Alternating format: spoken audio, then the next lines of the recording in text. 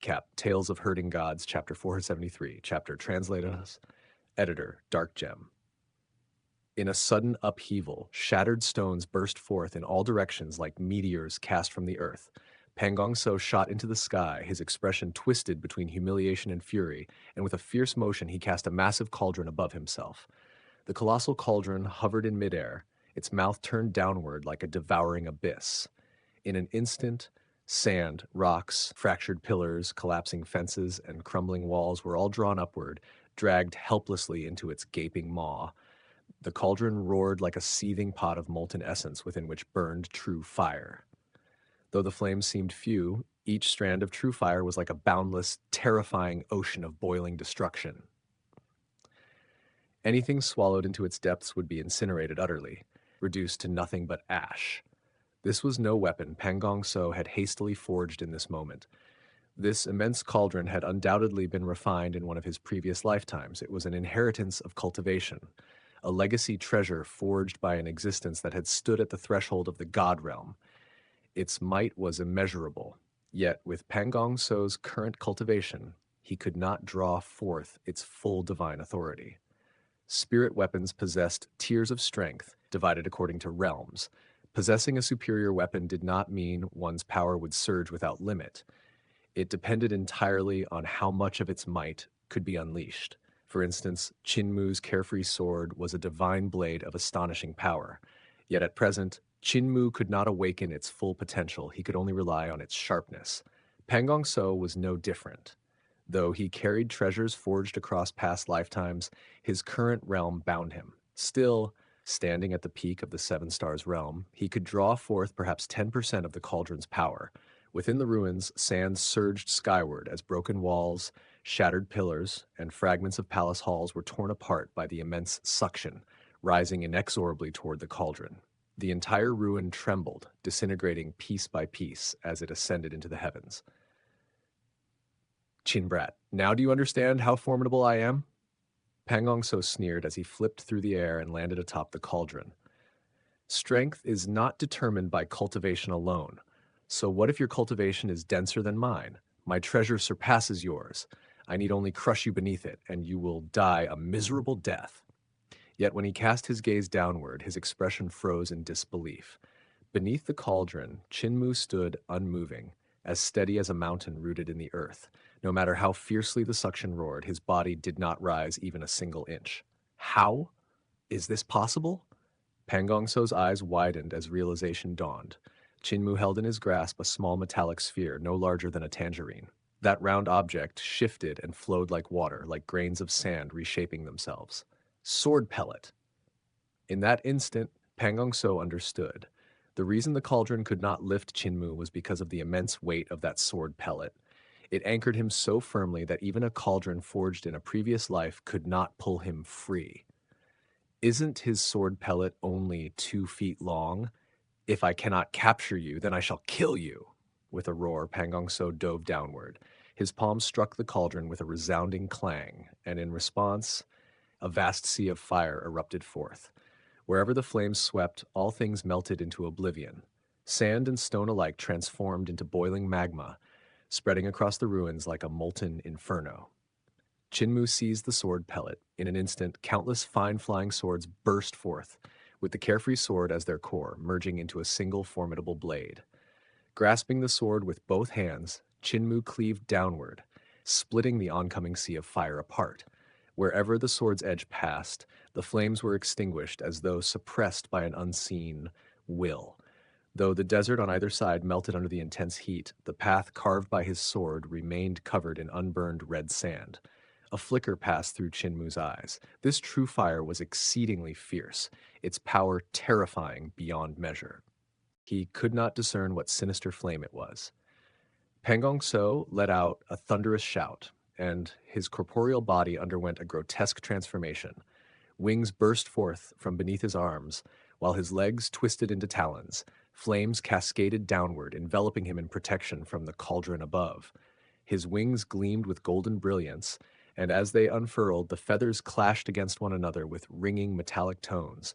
With a powerful beat, golden feathers shot toward Chinmu. Accompanied by wind and thunder, they sliced through the air like a raging tempest.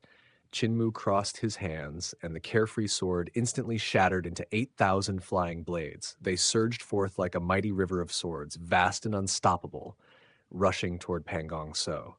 Unstable in midair, Pangong So met the incoming torrent with his feathered blades. A storm of collisions erupted, crisp and continuous. Yet after the clash, Pangong So cried out in shock. He stood exposed, his body stripped bare, his sword feathers severed and scattered across the ground. Only two naked wings remained, flapping awkwardly at his sides. The flames that had shielded him, the renowned blazing divine fire shroud, possessed extraordinary defensive power. It could redirect attacks toward the cauldron and incinerate weaker spirit weapons into ash. Yet Qin Mu had shattered the blazing divine fire shroud and severed all his feathers. He can even break my blazing divine fire. He truly surpasses me. I cannot defeat him. Realizing this, Pangong So did not hesitate. He leapt upward, seized the cauldron, and drove it into the ground before attempting to escape through the earth. But just as he was about to burrow into the sand, Chinmu grasped one of the cauldron's legs and lifted it effortlessly, smiling faintly. Grandmaster, where are you going? Pangong So transformed into a streak of black light, fleeing across the sand. Chinmu cast aside the cauldron, his form dissolving into a shadow as he pursued through the earth. Moments later, sand erupted skyward 3,000 yards away as both figures burst forth. Pangong So staggered forward, feathers regrowing across his body, before flapping his wings and soaring into the sky. Competing in speed with me? Chinmu unleashed, heaven-pilfering divine legs.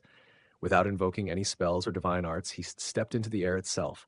Man and bird streaked across the heavens in pursuit. Before long, the mighty bird was reduced to a pitiful, featherless creature and plummeted from the sky. Before Pangong So could strike the ground, an elephant's trumpet burst from his throat. His muscles bulged violently, his bones cracking as two additional heads sprouted, transforming him into a three-headed elephant deity. His body swelled to 20 yards tall, brimming with boundless strength. With a roar from all three heads, he hurled a punch at Chinmu.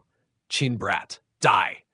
Boom, their fists collided, and the force of their corporeal body, divine arts, exploded outward. Blade-like whirlwinds erupted, sweeping sand and stone into the sky. The three-headed elephant coughed blood as his massive form was hurled backward. Chinmu pursued, but before he could reach him, Pangong So's form flickered, returning to normal. Leaping into the air, a lotus bloomed beneath Pangong So, 3 yards wide. He entered it, and the petals closed before vanishing entirely. Chinmu was startled. A teleportation technique? It doesn't seem like it. Just then, over a dozen miles away, a lotus burst forth from the desert and bloomed silently. Chinmu surged forward, his vital chi erupting. With a flick of his finger, his sword pellet shot forth. As his finger traced rapid arcs, the pellet shattered into 8,000 flying swords, forming a raging torrent that surged ahead, reaching the lotus before he could, spiral sword form. The sword light moved with incredible speed, surpassing even Chinmu at full sprint, arriving in an instant. The lotus opened, and Pangong So leapt out. In haste, he produced a piece of black cloth. With a flick, he entered it. Countless swords shredded the lotus into fragments and engulfed the black cloth. Yet, even as it was torn apart, Pangong So vanished once more. Chinmu landed and surveyed his surroundings. Above him, 8,000 swords formed a circular formation, their tips pointing outward, ready to unleash a devastating strike in any direction. Pangong So might appear. Yet the desert remained silent. After entering the cloth, Pangong So seemed to have disappeared entirely. In the distance, a sandstorm raged violently. Within it, the sun ship and countless sand dragons flickered amid lightning and thunder. The black sun surged through the storm, releasing waves of power that reached Chinmu, forming towering tornadoes that flung red sand skyward, obscuring all sight. Before the storm stood the small figure of the Eternal Peace Imperial Preceptor. But Chinmu paid it no heed. He stomped heavily upon the ground, causing the desert to tremble. Small whirlwinds gathered, shaping themselves into a sand giant, 4 to 5 feet tall. Though Chinmu had learned the 10,000 spirit nature technique, he lacked the mastery of true Heaven Palace disciples. Where is Pangong So hiding? He asked. The delicate sand figure raised its hand and pointed. Chinmu looked, yet saw nothing. Cinnabar Heaven's eyes! Formation patterns swirled within his pupils. When he looked again, he froze slightly. A faint, nearly invisible straight line drifted through the air, carried by the wind at a modest speed. Though the surrounding winds were fierce, the line remained perfectly straight, unnaturally so. Chinmu accelerated, arriving before it. It was not a line, but a mirror. So thin it seemed without thickness, roughly the height of a man. Pangong So had used the phantom illusion technique of the great educational heavenly devil scripture to transform into a shadow and enter the mirror. Chinmu was astonished. Grasping a flying sword, he thrust it forward while praising, "Grandmaster, no wonder you've survived so long." Pangong So saw him, his expression shifting drastically. He cast out a rope from within the mirror and began climbing out. Chinmu's sword pierced through, shattering the mirror, but Pangong So had already escaped, vanishing once more. What divine art is this? Chinmu scanned with his Cinnabar Heaven's eyes, but found no trace. Suddenly, his heart stirred. Picking up a fragment of the mirror, he adjusted it, and once more Pangong So appeared in his sight. He saw Pangong So halfway into the sky. A hook at the end of his rope had caught onto a cloud, and he was attempting to hide within it. Strangely, both he and the rope were concealed within a peculiar mirrored space overlapping reality. The rope extended into the real world, yet even the Cinnabar Heaven's eyes could not perceive it. Grandmaster has truly mastered the art of escape, Chinmu remarked. Holding the mirror in one hand, he flicked his finger. The carefree sword shot upward, slicing through the invisible rope beneath the cloud. Chinmu seized another mirror fragment and cast it into the air, precisely where Pangong So was falling. With a thud, Pangong So landed within it. Raising his head, he found Chinmu standing outside, gazing in. "Grandmaster, can we talk now?" Chinmu lifted the mirror with a faint smile. Translator, Ninetales. Editor, Dark Gem. Pangong So stood motionless at the heart of the mirror realm. Before his eyes stretched a scene of ruin, fractured plains and shattered surfaces, like a land of crystal torn apart and cast into pieces, each fragment suspended at an unreachable distance from the next, as though heaven and earth themselves had been split and scattered. This mirror was no ordinary treasure. It was an ancient relic he had once obtained from the great ruins, a strange and unfathomable artifact. The world within the mirror could overlap with reality, coexisting silently without detection.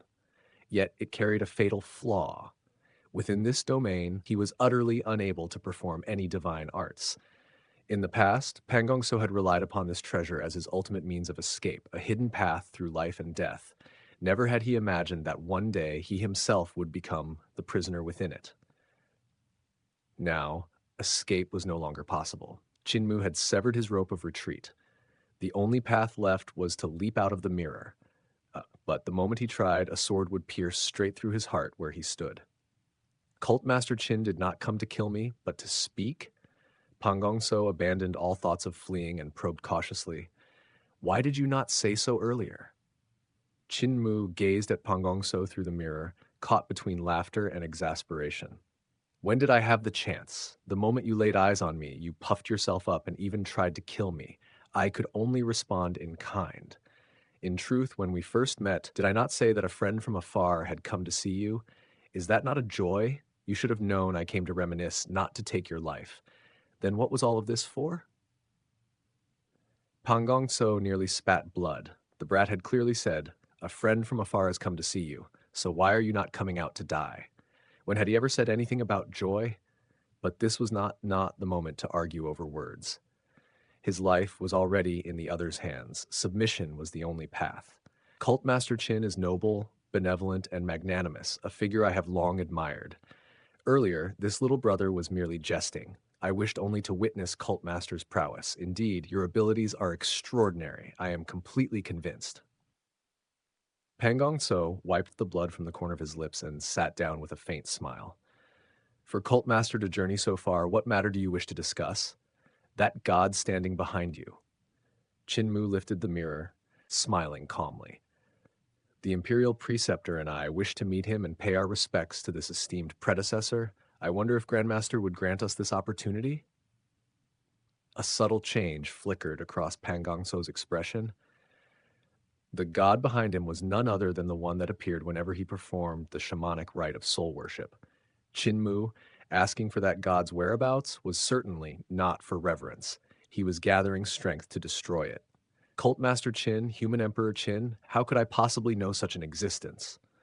Pangong So burst into laughter. You know my capabilities, a mere ant like me. Cult Master could crush two of me with one hand. How could I know any god? As for his location, such matters are beyond someone like me. Cult Master, please reconsider. Jinmu held the mirror aloft and casually prodded the sand with his sword. Grandmaster claims he knows no gods, but that is clearly false. If you knew no gods, how did you invite the high heavens to deal with me? How did you lure Shu Shenghua out? If you knew no gods, how did you recognize true heaven old mother? Grandmaster, we are not children. Let us not circle around the truth.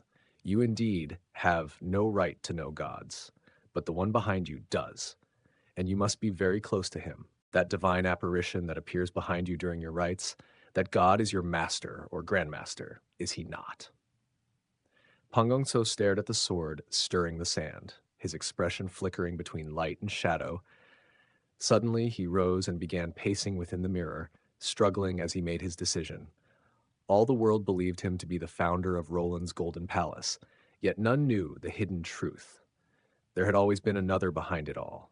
In the past, when that god, whom Pangong So was deeply tied to, established Roland's Golden Palace, fate had placed it into his hands. There were many unspeakable secrets buried in those years. He is my master. Pangong So halted and lifted his head to meet Chinmu's gaze beyond the mirror. Your guess is correct.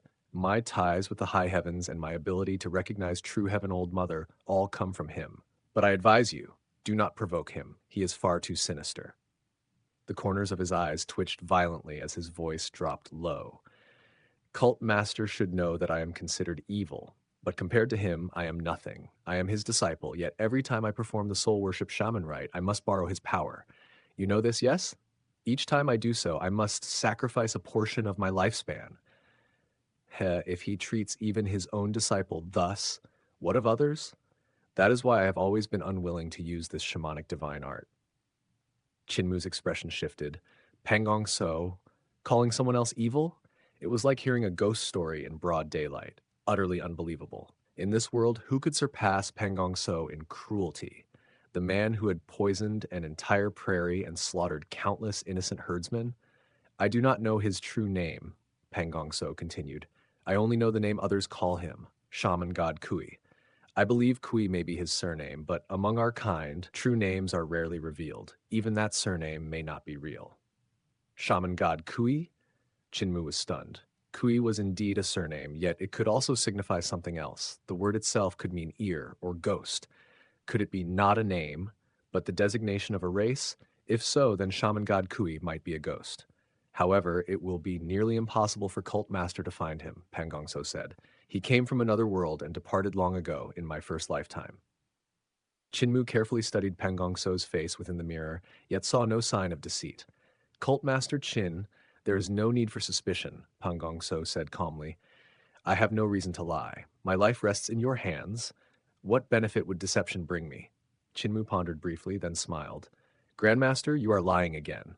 When did I lie? Pangong So asked helplessly. If he truly left, how can you still perform the soul worship rite? That apparition behind you, is it not his primordial spirit? Chinmu smiled faintly.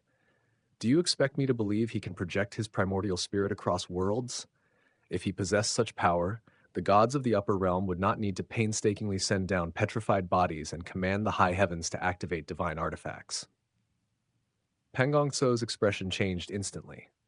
Chinmu looked at him leisurely. Moreover, he can respond to your summons and manifest his form to help you kill others through worship. I do not believe a god would be so idle, nor that such a shamanic rite functions this way.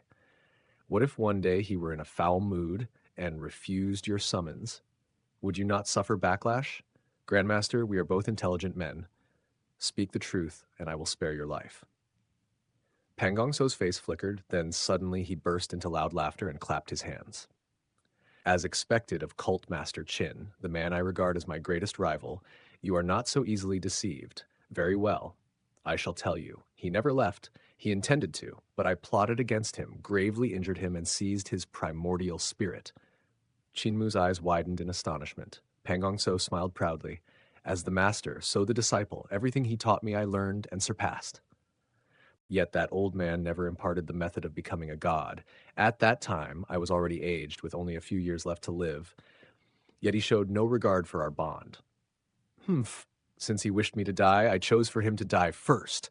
When he was preparing to ascend, when the upper realm cast down a divine ray to receive him, I struck. A chill crept into Qinmu's heart. Pang Gong So continued with satisfaction.